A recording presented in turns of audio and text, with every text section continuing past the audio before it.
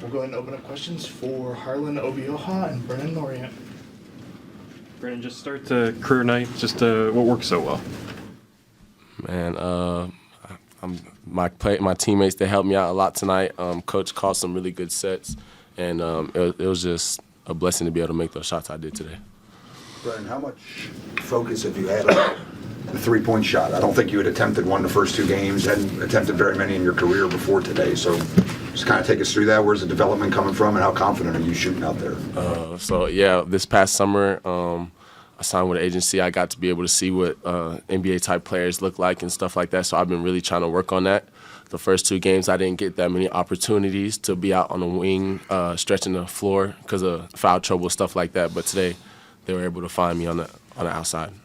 Coach Hodge called the timeouts like early in the second half, kind of laid into you guys. What was sort of the messaging there, and how did you guys adjust? I think it's been a big emphasis for us to come out of halves better. We haven't really came out of half yet like we wanted to, and that's all he talked about in the locker room when we went in there. So I think that was just him being a little frustrated on us, not executing the game plan, not being locked into what we're doing right now. And something we needed for sure because they went on that little run right there. But, yeah, definitely something that we need to work better on is starting halves better. If something like that's happened 2 or 3 times in a row, kind of like it has, do you change up anything you do, or is it just kind of like the way the game flows sometimes? I think, it's just the way the game flows sometimes, but it's also on us older guys. We've been in this situation before. Especially this team, we've had a lot of guys that have been to Lehigh in this situation. And so, that feeling of nothing to lose, you're coming in here just playing free. And so us knowing that, we've got to be better about communicating that with the young guys and knowing what to expect to come out there in the second half. A lot of adjustments are made at halftime. Is it maybe information overload or can you pinpoint something? I don't think it's information overload. I think it's us, unlocking a little bit, not staying to that pinpoint focus we are at the beginning of the game. And, like I just said, I think that goes back a little bit on our leadership of our older guys and just showing them how that is and what it looks like to do it the right way. Brenen, how much of a confidence boost is it when the first 3 goes in? I mean, does that kind of loosen you up to shoot more? For sure. If anybody makes their first shot, they're going to start feeling good afterwards. But like I said, we've been working on it, the coaches and the manager, so I just wanted to go out there and not think about it. They're probably not going to sag off you now as much. Rip, drive, dunk. Rip, drive. You were able to play on your birthday, put up a nice stat line, get the win. What did that feel like?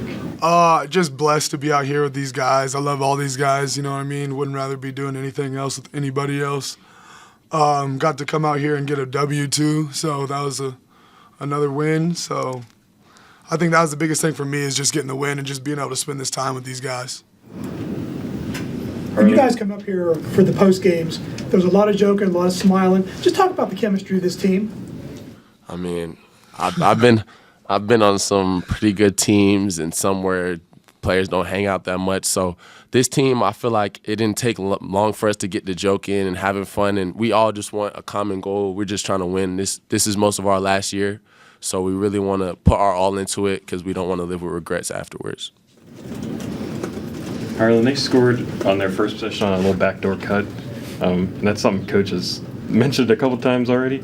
And then after that, you guys kind of shut them down. So when you give up something like that early that's kind of been the focus, does that really just kind of lock you in like, oh, okay, like we can't do that now? Yeah, I think a lot of the times, too, on those backdoor cuts, we're trying to be so aggressive and trying to force so many turnovers that, we overplay it at times. And so I don't think, those are like focus lapses, more of just, playing a little too hard in the situation instead of playing smarter.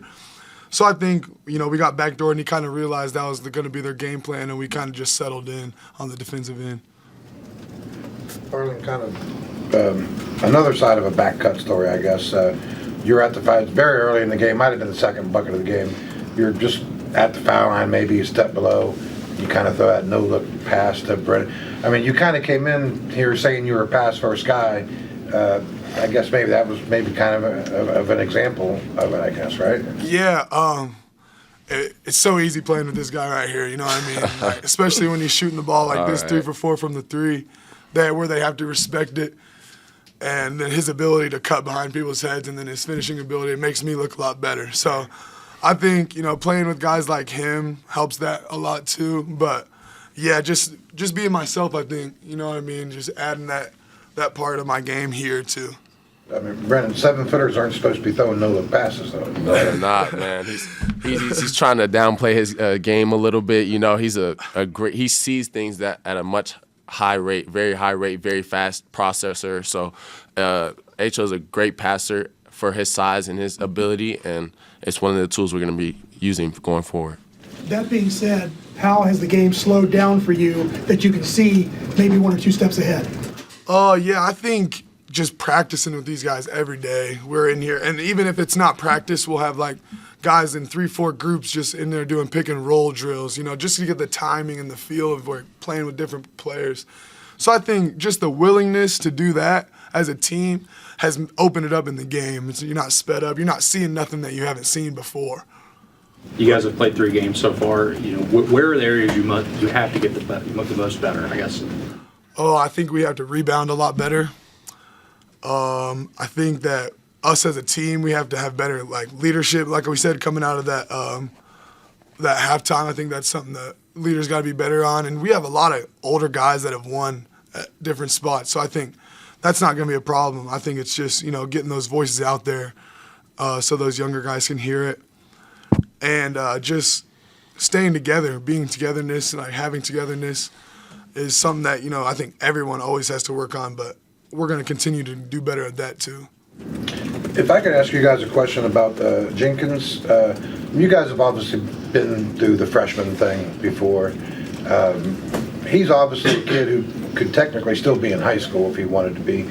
Just what are you guys seeing from him at such a young age? I mean, he's a backup point guard, and then what's he doing for you guys, and just what's he been able to accomplish early? He's a stud. No, for real. He's a stud, and he brings it every day. Amir's one of the most fiercest competitors I've ever played with. At practice every day, he's in dudes, under dudes, you know what I'm saying? He's not trying to just get through practice. Amir's really trying to make the most out of this situation. And, it's tough being a freshman, especially here. I wouldn't know. I was at a smaller school, just kind of more of an easier learning process than here. He's getting thrown into this where it's a lot faster. But he'll figure it out. He's a smart kid. He's a really good basketball player. He'll figure it out for sure. And I also want to add on that. He's a very willing learner. I think that's one of the biggest things freshmen have to adjust to, because you go from being at the top to almost being at the bottom. So he's a willing learner, and he works really hard every day. You know what I mean? And he also has a great role model, Jasper Floyd. You know what I'm saying? He's a very smart player. He can learn on those little things in the game of being a point guard. So he's gonna be a great player, and he just keep working. He'll be great. He has kind of a different year. That's all we got, guys. Appreciate you. Appreciate y'all.